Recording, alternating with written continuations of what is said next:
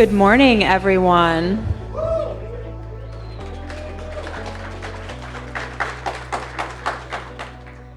Hi, and for those that I haven't met yet in this room, which are a lot of new faces actually, my name is Madeline Castillo, and I'm the CMO here at Tulip, and welcome to our third annual Operations Calling. Yeah. I love hearing the celebration because really this event is a celebration of operations and the community here in this room right now. It's so good to see everyone come back and celebrate this third year for us. When we first started thinking about how we would do this conference, we really wanted to think about ways to celebrate and add fun, and really think about the different ways we can connect folks across manufacturing. And it's been such a rewarding experience to learn from all of you how we can continue to level up and make that experience better. And so this year, the theme for the conference is AI for operations. And the way that we wanted to kind of adjust what I'm sure a lot of you are hearing across the market and on LinkedIn and all across the internet and likely on your shop floors and in meetings is how can we take AI as like a big buzzword and an idea and make it something that is valuable and hands-on and tangible. So across the event, the next couple of days, I'd encourage you to go through the AI passport, to talk to each other, to experience the demos, and really get to that point, beyond showing and telling, and to start teaching and learning from each other and from all of the folks gathered to celebrate this event. And with that, it is my great honor to introduce our first keynote of the day, CEO and co-founder of Tulip, Dr. Natan Linder.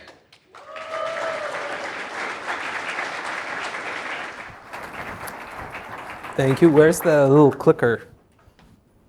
No clicker? That's the thing doctors forget. It's coming? Sorry about that. Well, it's great to see everyone. It's quite phenomenal. This is our third year doing this. The first year, we had, what? Where is it? Oh, sorry about that. So the first year, we had 300 people. And then the year after that, we doubled. Today, we have 700 people here. We're live streaming this to the Row Hotel because there's overflow and people are standing in the back. And it's just so phenomenal for us. So thank you so much for being here. It's really great. And this was never designed as like here's a conference, user conference type of thing. It was designed as a tribute to a community that built and sharing an ecosystem. We have about 41 partners here today. We have hundreds of customers from all over the world. And again, thank you everyone for coming. It's awesome. 10 years ago, we started this company with a simple idea at the Media Lab that, it's not that complex. It's just people in Frontline need first-class tools to do their job, and they deserve them just like anyone else. And I think now this event for us, again, celebration for how that new way of working is becoming a very, very well-adopted reality. This is just like fun because you're 10 years in and we're looking back and you're seeing applications. One of our first applications in the wild. To us, this represents a journey, like from a single app to a full-blown global platform that we've all taken together with you all, this community, to build. So it's kind of inspiring because I don't think we're here just to look back. Okay, there's a lot of work ahead. The world has become more complex. It accelerated, and there's simply a new way of working that is required. And while this room is full of early adopters that took to the challenge, and I think it's growing pretty quickly, the reality is that there's a lot of problems, especially in the Western world. And one of the best ways, there's many ways to unpack this. One of the best ways to talk about this is the relationship between labor productivity and the crisis it represents. The challenge here is very, very nuanced. So for decades, the playbook was, let's ship work overseas, lower wage arbitrage, use automation here, use near shore there or offshore there, contract manufacturing. So the list goes on, right? And while all those things are great and managed to build successful business over decades, now it all comes to roost, right? So it's not that this equation, and this is what you're seeing like from the 50s to 80s, there's kind of a correlation between labor and productivity. But now the US, and I don't think it's very different in Europe, relies on more than 40% of its import in the global supply chain from the rest of the world, global supply chain. So pretty much still entangled. And at the same time, in the United States, we dropped from 18 million in the workforce to 12 million. And at the same time, China has 100 million people in operations. So the numbers tell kind of an interesting story. Between, if you kind of fast forward, like what's happening is that from 80s on, the relationships flip, right? You can see it in this chart. So heavy investment into China and Southeast Asia, this is to the tune of north of $1 trillion. North of $1 trillion. And the numbers varies across reports, but basically, if you look at the productivity from 2010 and on, it's pretty stagnant, and that is extremely, extremely worrying. And we got to fix this. There's got to be a better way, and I think part of this movement's job is to start working on that, because otherwise, if our manufacturing is not healthy, the economy follows shortly after.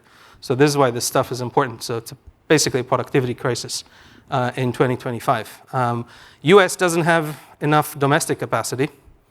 And I'm sure you heard about stories across different incentive plans. We changed administration, and it kind of takes time to do it, and it takes time to build great operation. And to be honest about it, even building advanced plant, think about biopharma or semiconductors, now data centers that are we can't stop hearing about. It's gonna take time, but we kind of don't have time, and we got to do work with what we have right now. So one other way to think about this is simply not enough workers that we can put to work, assuming we would build all those plants. Where are the 5 million people who are missing in operation the next 5 years? Where are they going to come from? So sorry if this is kind of depressing, but this is the reality. It's like they're not coming anytime soon. So there's only one answer. We have to change the labor to productivity equation. We got to get more output per engineer and operator associate that you have in your factories. And the problem is not that there are fewer jobs. The problem is that there's talent wasted. I want you to think about that.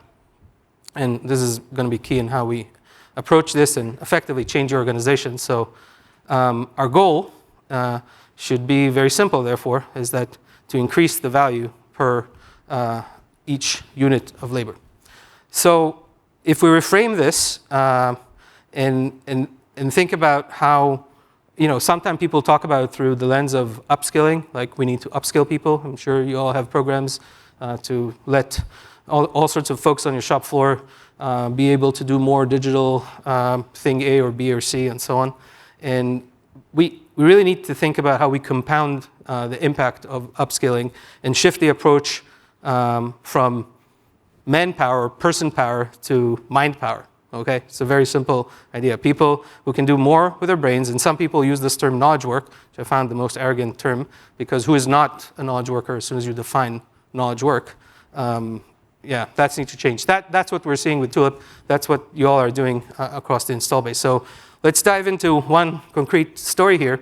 So this is Maria. She works for a big multinational and one of our customers. And she used to run inventory control. And that used to take 10 hours a day. 10 hours a day to do inventory control. You can imagine with what? Spreadsheets and all sorts of outputs and various systems and so on. And if production was busy, she would need to do the reconciliation over the weekends. I know this never happens to anyone here, ever. I know. It's okay. But then summer came, and they hired an intern. And that intern was a digital native. They also adopted Tulip. So digital natives feel very free in Tulip and empowered and see the problem and can define it and solve it. And so that intern built an inventory control application, and today she spends an hour and a half. So let's understand what that means. That's like a full-time person worth that is now saved. That's like how you take one person, and now they can do more. It's not complex, really, it's not. And replicate it to 10 facilities, so let's do the math, 10 full employees, and then that's 20,000 to 26,000 hours per year. And no recruiting, just one app, one intern, one summer, productivity. So that's possible, and that's exciting, and I see a lot of you across our install base doing that, and there's many more people here, and I encourage you to share them, because when you share them, like, you convince each other, not because we do a good job explaining the art of the possible, what can you actually do yourselves? You don't actually need us to do that, and we can talk about it more throughout the couple of days ahead. But over 10 years that we've been doing this, we championed this idea that honestly initially was rejected. And we were just in dinner with Rick Franzosa here that kind of put composability, brought it into industrial operation quite a while. And it, I'd say like it might have had a rough childhood. I don't know if you get the picture behind me. It was like not in the cool kids table for a long time. And we were told everything you can imagine. No one would use apps. This app thing, that's like, no, not for us. And, forget the cloud. And don't even mention regulated industries. We don't want to hear about this. And of course, COVID changed that. That was a good reality check, and that's nice. But we learned quite a key lessons. And just to share with you all, this company was built from day one with a customer. So everything we've experienced, it's not like, hey, it's some subjective experience. We experienced this with you all. So I think I don't know if we're graduating to college or something like that. I don't know, kind of an experience we can discuss later. But I think now composability is effectively the yardstick of what's good architectures. And no one in his right mind would put in together, let's go with this monolith 3-tier logic architecture. That's good. That's going to get us to the next stage, the next 10 years. What's going to take you is to like clicking and submit resume. Like, sorry to say it like that. That's not because you did something wrong, because the organization is going to fail. Okay.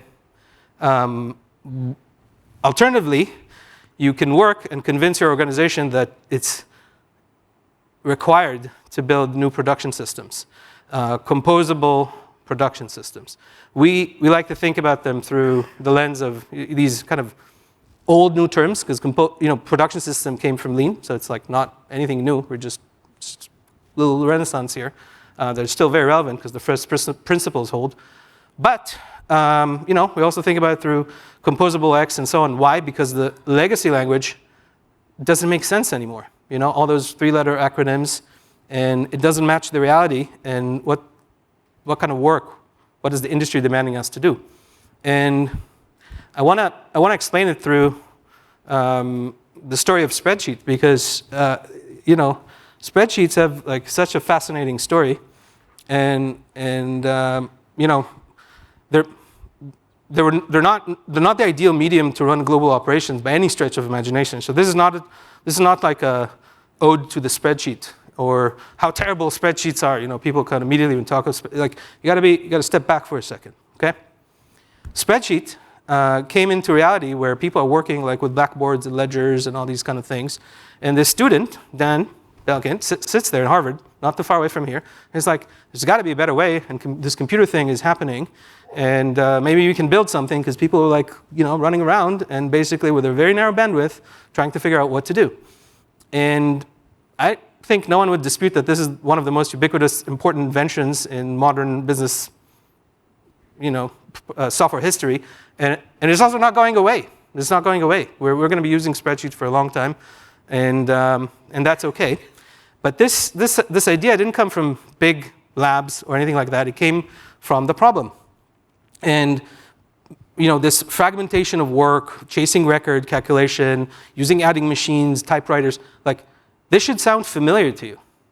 This is a lot of what you all are experiencing in your operations. This is that reality mapped to a shop floor or a lab or all this kind of physical environments you live in. And VisiCalc, that's the software, of course. And some young people may not know this history here, but this is like the forefather of the spreadsheet. Changed all that, and it sped up work. It grew like wildfire. And things that you could do with, that used to take weeks, now took days. And no one ever looked back. And it's kind of like, this is kind of very similar. Anecdotally, this was not enough. So VisiCalc or the spreadsheet did not become a real phenomena until Lotus 1, 2, 3, and then Excel, and like if you kind of fast forward history. And just to share with you, about 10 years ago, Mitch Kapoor, who was the founder of Lotus 1, 2, 3, made a seed investment in Tulip, inspiring us to say, like, look, telling me something along the lines like, look, what you're doing here is a playbook that gives the tool to the people who do the work. It always changes an industry, and this is what we're doing. And we owe a lot to Mitch as an industry for doing that. But you see that Lotus 1, 2, 3 came to be because a lot of things also happened. For example, the PC revolution. Okay, so we're living in this kind of transformation that happened in operations. But let's go back to Maria's company and how does this kind of match what's happening here? So our company didn't adopt just one app. They actually adopted apps, hundreds of apps that cut across all the old software products that they have. This would be like the MES, the quality, the training, the inventory. And this is sort of a key point that we feel very passionate about, that when people compare Tulip to all sorts of legacy software, it's just like simply silly, That old system are bloated modules, they're often duplicated, siloed metrics, all sorts of kingdom built around them, owning little fragments of the truth, and again, moving the responsibility to figure out how they all come together to who? To the humans. So basically, you work for your software. And that's insane. Like, we're in this age of agents that all that software is supposed to work for you, and you still work for your software. So it's not inefficient. There's a name for that. This is digital waste. And you cannot afford any kind of waste, let alone digital waste. So we kind of reject this idea of marketing speak. We have modular. We have out of the box, one of the biggest lies of the industry. It's dishonest, frankly. And we all know that MES doesn't come working out of the box. You buy it and you choose an environment in which you're going to configure it and write software for a very, very, very long time. And if you're lucky, it will go live. And if the system integrator is not screwing up, it might be okay until it breaks, because that's what software does. Yeah, so it's kind of code for also, I don't know, I want to believe this is a safe place so we can say those things, but it's kind of code for poorly integrated, closed ecosystem kind of reality where you're locked in and you know exactly who you're going to call. This is blocking adaptability. This is actually the way waste is being preserved. You got to change that. Not because I'm telling you, because you can't afford it. It's too expensive because software is becoming cheap. You know why? Because English is becoming a programming language. Natural language is becoming a programming language. So composability is different. It means that the systems evolve with you. It means that you're in the driver's seat. It means that if there's no module or if there's no functionality, go ahead and build it, or build software on the side and connect to it, or have your system integrator build it if you don't have, and the list goes on, but you get the idea. In any one of those cases, you basically put it at the hands of the problem solvers. The people who actually are close to the operation who can do something with this kind of problem. And that means the software reflects the complexity of your operation. That's the right way to think about it, as opposed to my internal procurement process is reflected in the product I actually adopted on my shop floor. So that needs to change. And it's not theory, okay? 62% of our customers are deployed more than 10 use cases across varying types of applications, and from work instruction to production visibility and so on. And if you want, we kind of spend time talking about digital waste, and here's another simple point. If your people are spending time on it, then it's a different kind of waste. This is called corporate waste. How many people here enjoy sitting in RFP meetings? I think that very soon we're going to send our agents to RFP meetings, and they will debate, and they will draft, and we will just okay, we're done. And then, maybe you send that to an agent writing software. I don't really recommend that, but you get the point. So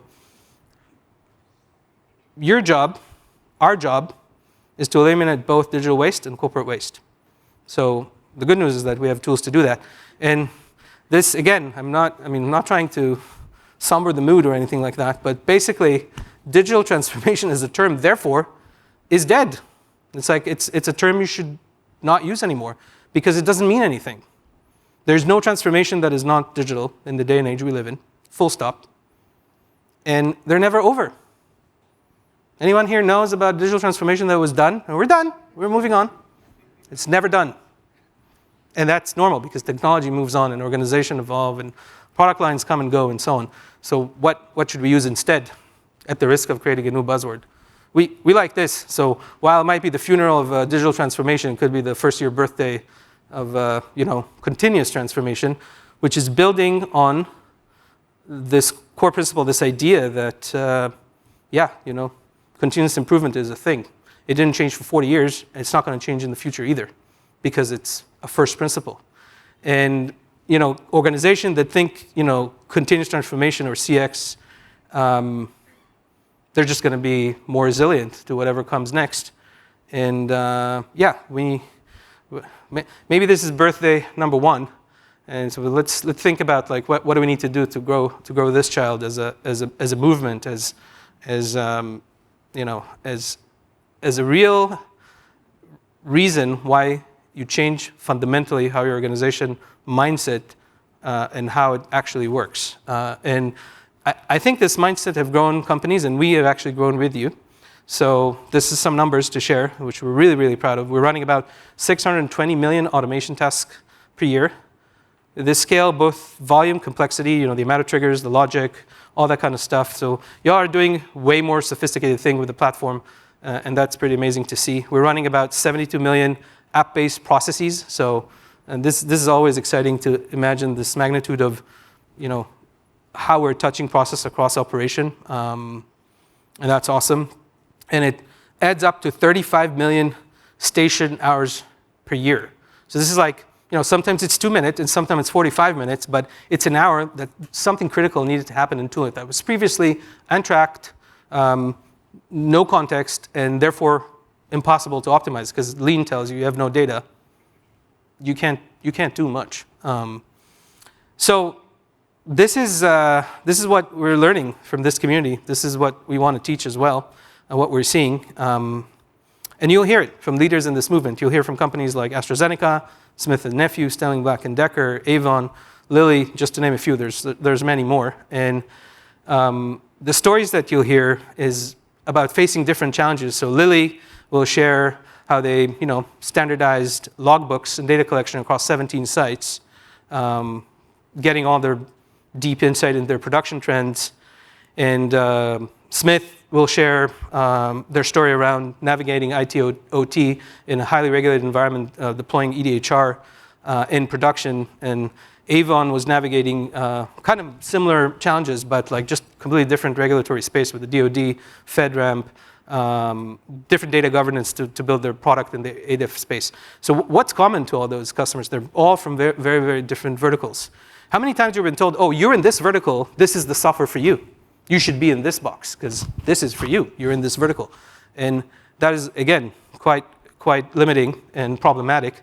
And when you hear their story, you see that all these organizations are navigating the same problems. How to upskill their people, how to deal with regulation, how to share data across the organization. And basically, they're looking for one simple thing, like how to do things differently and lean into this new way of working. And we like to think of it, a lot of time, and this is a kind of conventional wisdom, there's just like, what you need to do is like more with less, right? This is like the edict of operations and manufacturing. But that era is also over, basically.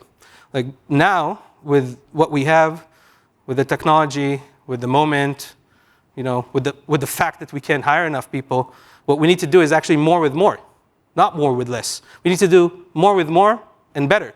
And think about efficiency and how this compounding effect is happening. And this is sort of where we're coming to a point that our principles kind of came into play when we started this company, which is always, again, very simple, human-centric design for operations.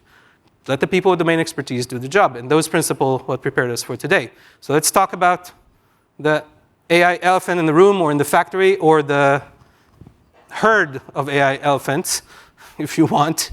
And but before we do that, we got to set the table, because AI is not new. I know people may tell you it's new. I'm telling you it's not new. For many, many decades, there have been many forms of AI, from classical machine learning techniques, doing all sorts of applications from real-world sensing to predictive analytics to robotics. And so, AI is here for a long time. And of course, now all the rage is Gen AI. And that's important. It's a very, very fundamental paradigm shift. No one is claiming it's not. But the question is not if this is the future of work. The question is how you plan for it. That's the real question you need to ask. And I think if you believe in composability, then you need to see that AI is fundamentally composable. Because everyone here is using now AI on a daily basis to, we planned a trip to London and my daughter's birthday party. And I don't think anyone here, if we would tell people to raise their hand, would say they're not using AI, because this thing works. It works as a companion. It works as a means to generate text, write code, do marketing. The list is very long. So AI is fundamentally composable. If at the unit of one you're doing work, now take it to the enterprise. It's going to be everywhere. It's going to touch every single aspect of your operation. It's going to be integrated into how you work with systems. And it's just another layer. We like to think about it through three dimensions: compose, orchestrate, and evolve. I just noted that this also kind of spells COE, so potentially we're redefining COE here, which is Center of Excellence, which also is an arrogant term, because I'm sorry for all the Center of Excellence people here. We love you, but everyone is excellent. It's not just there's one place of excellence. So, but anyway, let's not spend time on that. So compose. So the first thing to understand is we need to challenge the idea that digitization on its own is valuable. It's not. Paper and glass is not. We talked about it with this notion of digital waste. And Tulip is enabling you to move away from the analog past to AI-based reality, and you can compose stuff in a week. There's many, many features that we already released, but having AI compose your application in multimodal reality, including text, PDFs, videos, data models, and so on, fundamentally makes you build faster. So the first numbers on AI Compose are about a reduction of 80% of app building time. This also means you're not throwing away sometimes thousands of approved, regulated PDFs that you actually can throw away, because it's an SOP that an entire quality and a department created and the whole enterprise is running on. You can do other things that makes you go faster, like use AI to translate stuff with a click of a button, or plug in a camera and start seeing different types of models running, cloud or edge, and so on. The list is kind of very long. So having composability in the operation is something. Was kind of AI was. I think it fits there very nicely. But once you have all that, you need to orchestrate it. So you're moving to a real digital workforce. Obviously, lots of sensors. There are going to be this notion of agents that we're going to show in the presentation after me. They're going to work alongside your human teams. They're going to be handling millions of automation tasks, and you gotta have framework, governance, security to handle that. You got to know how to share it, and it will do all sorts of things. There will be agent that will do quality checks, monitor process, suggest improvement, and very much working in an environment that is similar to your OpenAI, with rich context of your operation across the platform, where everything is hooked up to. The last dimension is evolve. So, I think our business is enterprise. Most of the folks here represent multinationals. That means a network of sites. Today, only 4 out of 10 global manufacturers thereabout have cross-plant visibility, that they can sit there on a single instance and see everything, despite what we hear out there, which is crazy. Can you imagine that's true for companies like Amazon, who sponsor this event, or I don't know, Salesforce, or take your pick. We can't be satisfied with that. It's just not going to scale. So building tools to evolve and support scale has to do with what data you can provide, such as continuous transformation, can become a reality. This has to do a lot with the data that you put at the hands of the people who now monitor a larger part of the operation or adjacent part of the operation, the leadership, but basically everybody should be consuming data. So those capabilities, that launch is coming right after this. So I'll keep going here. And you know, when you put it all together, it brings, if you go back to the shop floor for a second, this notion of a super engineer or the super operator, this is basically a new breed of engineers. I know many of them are here, by the way. We work with them. We saw them evolve together with us. So they're right here in the room. And this is what happens when you put people with the right tools. So with this approach, this engineer, take Alex, it's like this is an engineer working in a medical device plant. Instead of firefighting, he's actually engineering. Okay, most engineers today, if they're not enabled with these kind of tools that they can stare at dashboards that are live, that will probably give them heads up if something is going the wrong way, there are apps monitoring basically, or workflows monitoring basically everything on the shop floors, apps that allow people to like work guided, collect the data, and so on and so forth.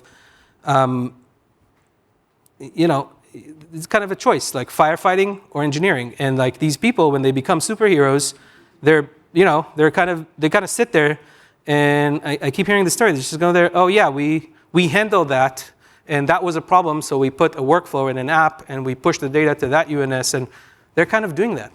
And if the environment is set up for them to operate, they will continue to do that. The question is like, how do you govern it, and how do you aggregate it, and kind of the point I made earlier. So these people are in your operation. You got to take care of them. You got to give them the tools. Otherwise, they're not going to do the best work. Why? Because the result of all this is that if they do more, that means they're dealing with more volume, more complexity, and back to the point I made earlier, you have one engineer who can do the work of 3 or maybe 5, and that's what we want, right? Because we can't hire them.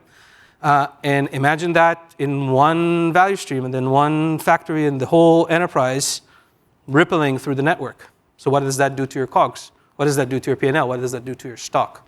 And that's not science fiction. That's like a vision of compounded impact. Okay, you take talent, you take technology. It doesn't just add up linearly. It multiplies. The data, by the way, grows exponentially, which is why we have the more on a data center, because we know like that's not going away anytime soon. And the simple way to prepare for this more is that trust human ingenuity and trust the platforms that drive your operation, not differently than the platform that you trust your platform that run your HR or your marketing or whatever else you need to run a great business nowadays. It's just now possible to do, and we're doing it. So, So I don't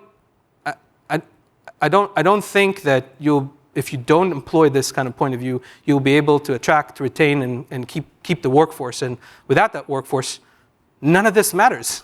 So you can have like a beautiful platform, everything, but if you have not actually done what's needed to keep the people there and have them be connected to the operation just by how they wake up every day and solve problems without needing to have 5 RFP meetings on whatever feature they need to do, like you're not really impacting change in a sustainable way. So my call for you all is like think platforms that work for the next generation, because I think that's key. So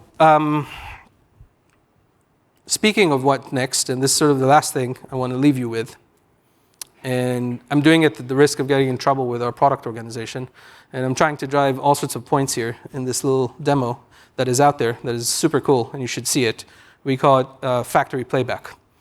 So, because so far we talked about AI from a context of, agents or maybe MCPs and things like that. Very text-driven. Lots of text. You write, you get a response, and so on. Maybe you can create an artifact through a bunch of text. But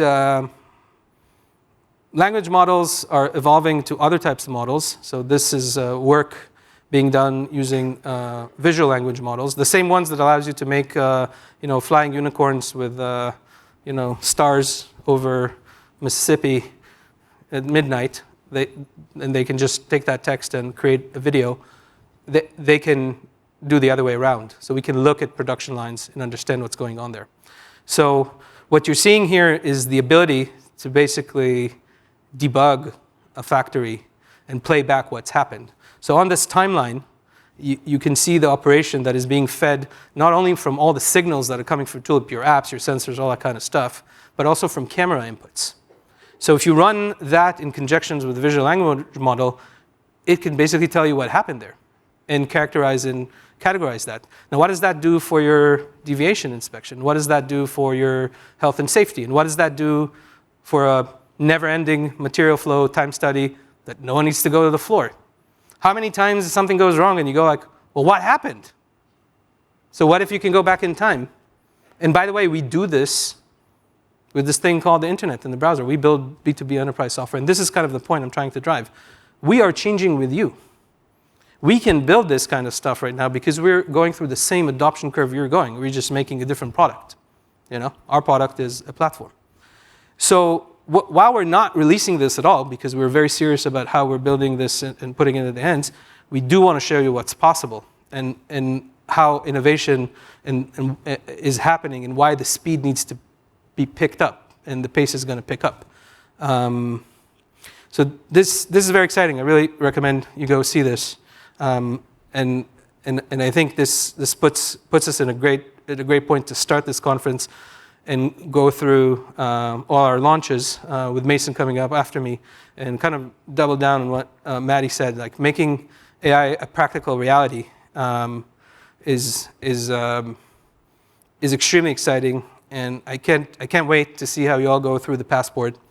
And since this is a future not far off, I think our production system will become agentic, responsive, if you all learn how to do this yourself and teach us back so we can put it back into the platform. So please work with us and go through this experience so we can do it. And that will set us up for a future that I guess is more productive and helps us deal with this great challenge ahead to making sure that our manufacturing, our operation is strong, and therefore our economy is strong, and just keep on building.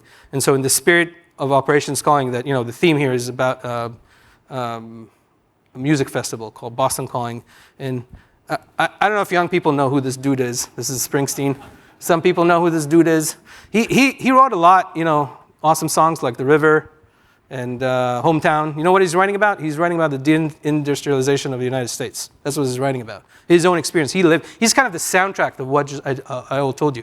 But in his shows, he had this thing when he was getting people going. He would say like, hey, are you ready to be transformed? Okay? I think we're all ready. We're certainly ready. I think you're all ready. So have a great Operation Calling, and let's get transformed. Thank you.